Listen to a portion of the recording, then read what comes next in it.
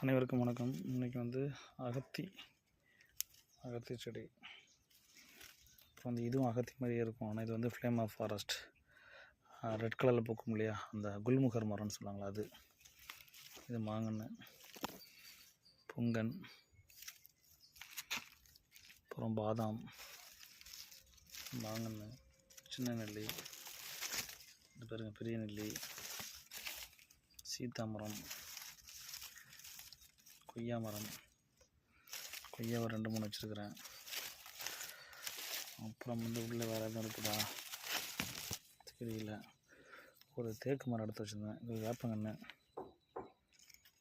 தேக்கு மரம் என்னென்னா அதிகமாக நீர் உறிஞ்சும், அதனால் அதிகமாக கொடுக்கறதில்ல. பட் பெண் குழந்தைகள் யாரும் இருக்க வீட்டில் இந்த தேக்கு மரம் கொடுத்தோம் அப்படின்னா அவங்களுக்கு ஃப்யூச்சரில் அது ஒரு பயனுள்ளதாக இருக்கும்னு நம்புகிறேன். இவ்வளோ தாங்க எடுத்துகிட்டு வரேன். நன்றி, வணக்கம்.